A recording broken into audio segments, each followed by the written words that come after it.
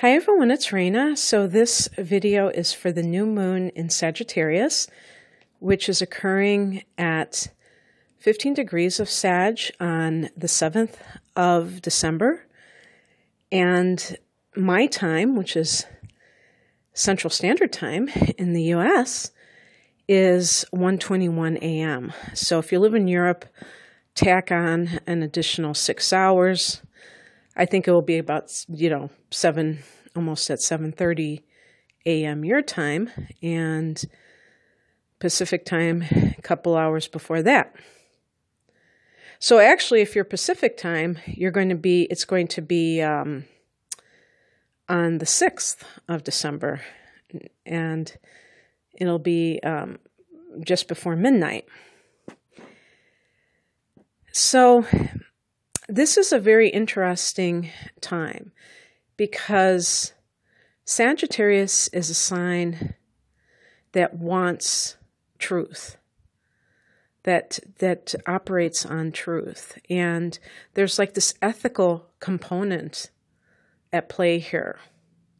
And I had already decided before I hit the record button that I was going to call this Gimme Some Truth, from that John Lennon song, because I wanted to convey why truth matters, not in terms of morality, but why it matters to us on a personal level. I equate truth with integrity and just authenticity. So when you're living your truth, you're showing up as you really are. You don't have this mask most of the time. And when you do that, you make yourself happy, and therefore you make other people happy. I mean, let's put it this way. You show up as a happy person and you're a happy influence. I don't want to give you the power of controlling other people's moods. But we came here to express our own essence. And that to me is what truth is. And to me, that is authenticity. And they're like kind of interchangeable at some level. And even integrity.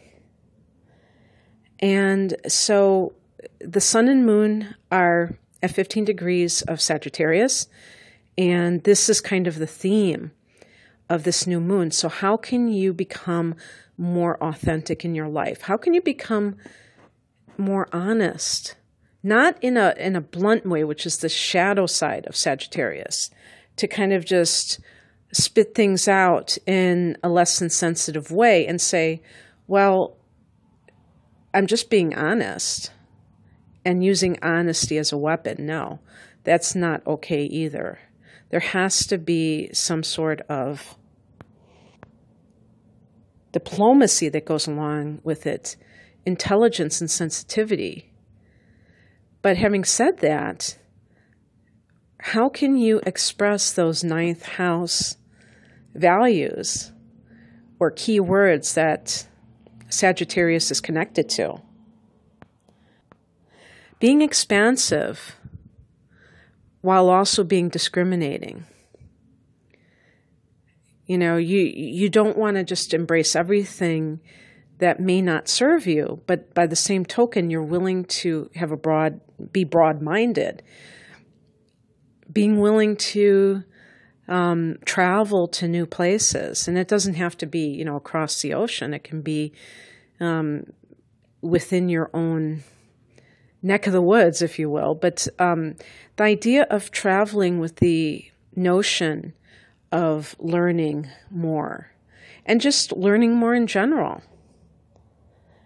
Learning things in a more complicated way rather than the fast food version, the Cliff Notes version.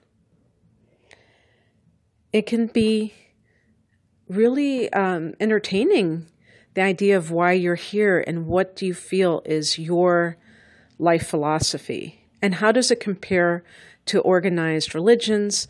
How does it compare to other people's life philosophies, and really thinking about these things, not just being on automatic in life and not looking at the bigger picture. I think that's the ninth house in a nutshell, the bigger picture.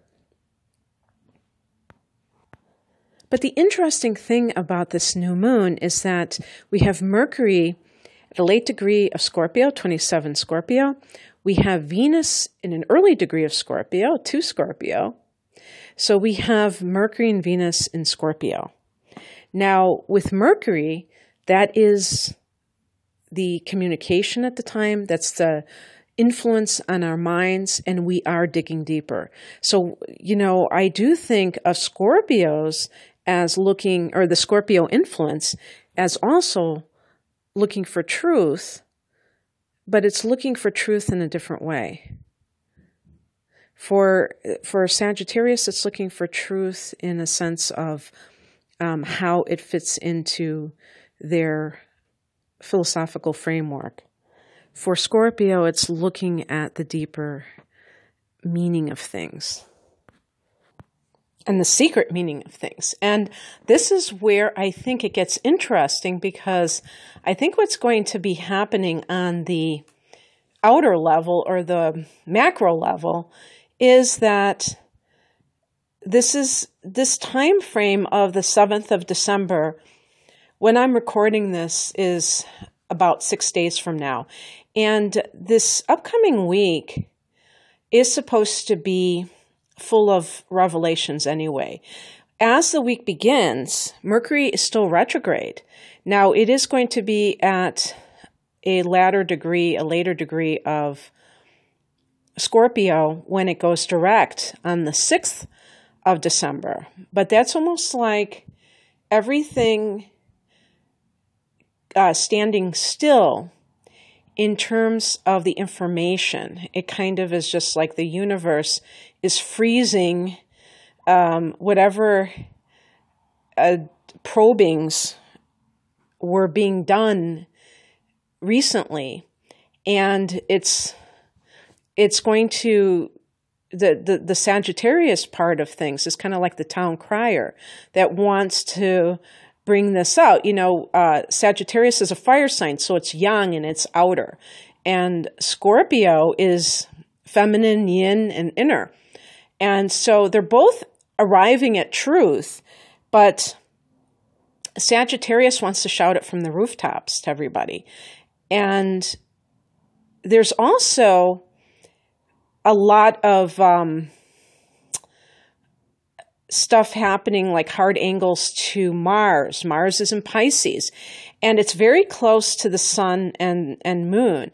It's on this date, Mars is at 13 Pisces, and as I said, sun and moon are 15 Sagittarius, and Jupiter is at 6 Sag. But even Jupiter is close enough to square off with Mars. And therefore, that can lead to over-the-top behavior and, exaggerated behavior. So with the Sun square Mars, we're looking at ego issues, and the Moon square Mars kind of acting on emotion. This almost mimics a full moon in certain regards. And I noticed that, I think it was last month as well. But the great thing about it is that the Sun, Moon, and Mercury are all in conjunction with Jupiter. So they're close enough in degrees. Even Mercury being in Scorpio is close enough to Jupiter in early degree of Sag to form a conjunction. And this is great for manifestation, because if you know anything about the law of attraction, it's not just about visualization, which I would associate with Mercury, but also with your feelings and really feeling what it is that you want to manifest. And so a moon in conjunction with Jupiter brings about positive emotions and kind of optimism, which is a great energy with which to visualize.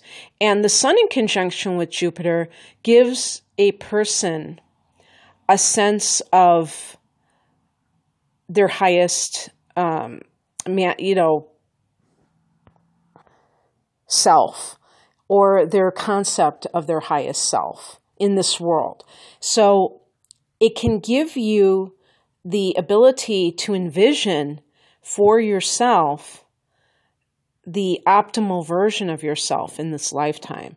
And the reason that that is important is, and also, well, let me say that also this conjunction with the sun and Jupiter can give you this feeling of, I know what I want to do, like that expansive sense of your potential, your pure potential. And you need this when you're trying to manifest something at a new moon, because if you feel a sense of disillusionment, pessimism, it doesn't work with this kind of phase of the moon, because this is like planting seeds. And in order to plant seeds, you have to have the right intention. Okay? Venus and Mars are in water signs. Venus in Scorpio, Mars in Pisces. And what this means is that there's a lot of emotion right now, because fire signs are emotional too. They're not emotional in a subjective way, but they still have that passion that can carry them to great heights, but also create drama when they're in their shadow self. So emotions are heightened at this time. And, romantic relationships can feel this real strong desire for freedom. Sagittarius is about freedom. And again, with authenticity, this desire to be loved for who you really are, not for what somebody else's projection of, who you are. And Venus is opposing Uranus, so that creates that strong desire for change and maybe kind of a seesaw effect, where sometimes the person wants to be in the relationship and sometimes they want freedom.